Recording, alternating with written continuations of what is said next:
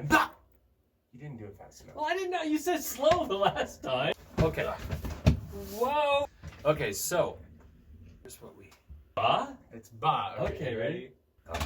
Now this is why my blood pressure is typically high in the studio. Yo, what's going on, everybody? Mark Garrison here. And I'm Rick Green. And today we are going to give you a little bit behind the scenes look at what went into producing the cover that I just released, Crazy Train. So, without further ado, let's get into this.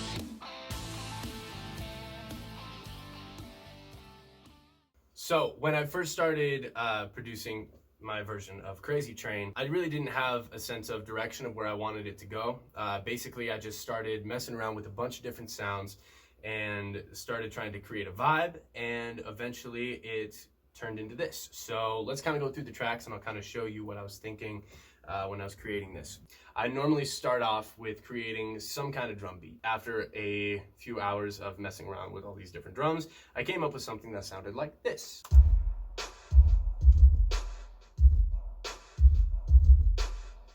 And I especially liked this sound right here.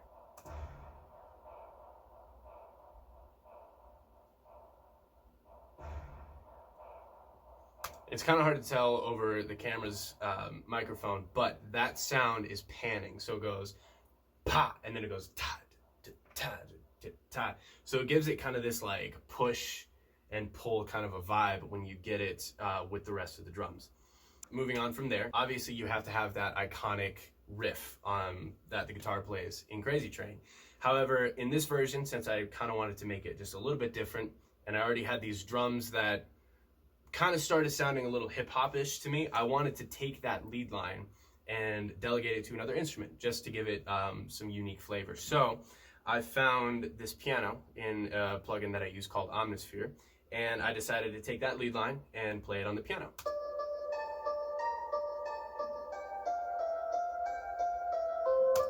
After that, I added a few other layers, like a pad, in order to just give it some more depth.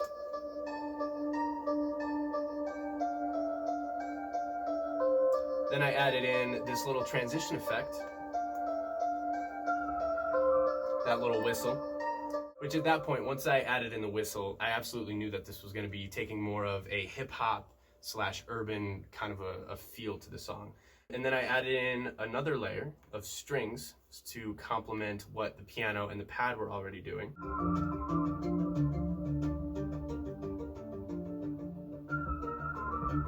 And added in another little transition effect right here.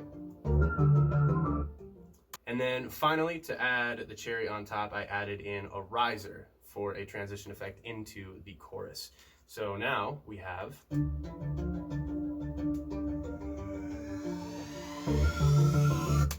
And it really just kind of made it feel like it was building. So altogether, now that first verse, now that I have all my layers, sounds a little something like this.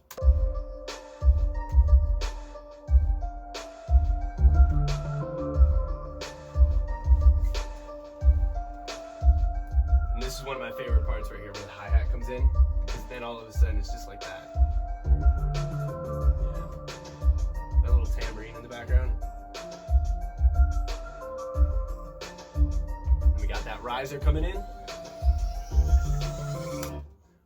So after I got the first verse done, now it's obviously time for the chorus.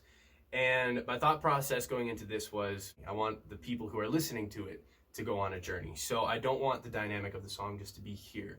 So in this first chorus, I decided to have everything drop out except for the main synth, and then everything come in a little bit later. So now we've got, after this little riser, everything drops out. Boom, and then we come back in with everything. And so for the main instrument for the chorus, I found this pad right here. And I really liked that, but it still felt kind of hollow to me. So I layered that with a grand piano that has some like flanger kind of stuff on it. And then, of course, adding another pad over the top of that just kind of sweetens everything up. And I think one of my favorite parts about this chorus is there are a few different little pads that you don't necessarily hear, but if you take them out, like the song just has a completely different vibe to it. So this little pad, for instance, down here,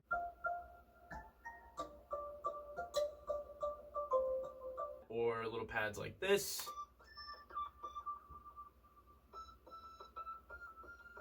Small stuff like that really tends to Kind of add to the sweetens vibe. the sound.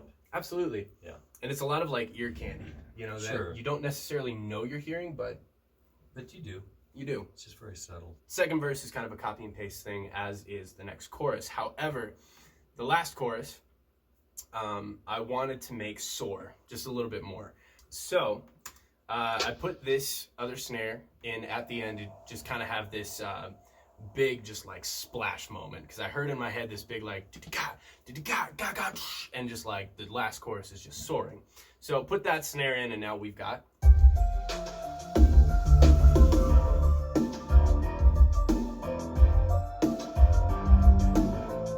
So this right here is kind of the bare bones skeleton of what I came into the studio with.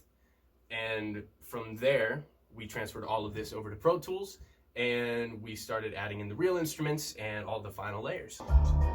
Ooh, I forgot that sound was in there. So that was part of a sample drum kit that I downloaded from Ableton. And apparently it's this little synth stab right here. And apparently I put a snare drum with it as well. I completely forgot about that part. There's a little bit of the recording process on my end and the producing process of what I do in my home studio. And like I said, then I bring this in to Rick, and then we work our magic on that and get a final product. So with that being said, let's transfer over to Pro Tools. When Mark brought the track to me, it was a really solid MIDI track with lots of really interesting layers, but I wanted to get more of a live sound. Using the Yamaha S90 keyboard, we added 2 bass parts. This is kind of a sustained, kind of a growly bass. And then the other bass is more of a traditional, just straight bass line. And both together, we end up with that traditional, which has the punchy front end with the growl of the synthesized bass. And so now we have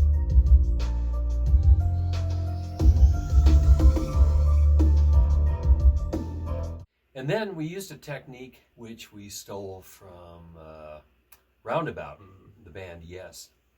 Used this years ago, and it's basically where you strum a guitar or you hit a chord on another instrument like a piano, and you let it sustain all the way out till it fades away, and then you just flip it around so you get the fade at the beginning, and then it fades up to a really sharp hit.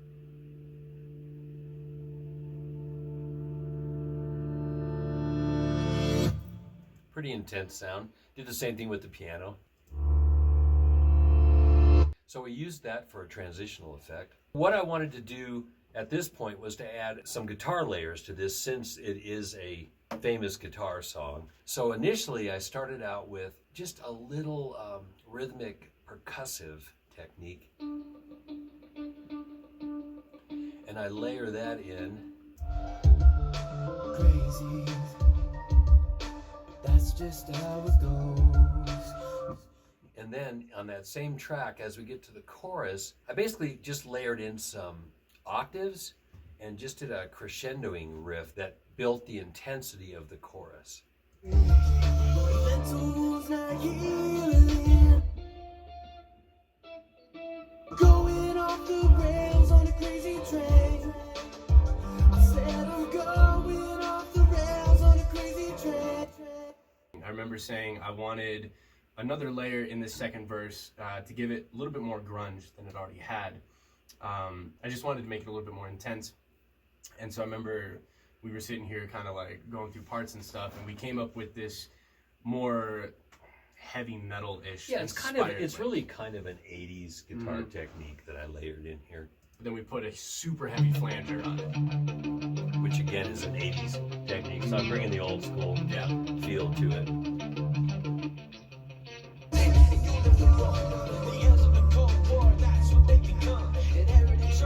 And then, for the icing on the cake, I wanted to have at least some lead guitar in it. So I added something that I thought was really expressive to this, but that didn't step on Mark's vocals. And basically what I did is I used a wah pedal, and which I think is a very expressive pedal for guitar because it makes it almost sound like a voice. So I'll give you a little taste of this.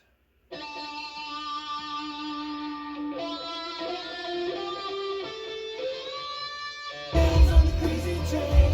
I said I'm going off the rails on a crazy train.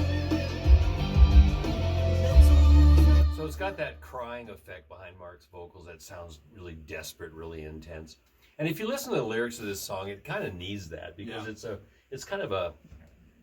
a pretty deep song, believe it or not. Mhm. It's not about drugs or No. sex or anything. It's about social issues. So That's kind of the funny part to me is that everyone was always like, "Oh, this song is satanic." right, But when you listen to the actual lyrics, it's like, talking about peace and love It in is. the world. Yeah. It's exactly the antithesis of what everybody associates Ozzy Osbourne with. So here are all the tracks together. This is what we ended up with.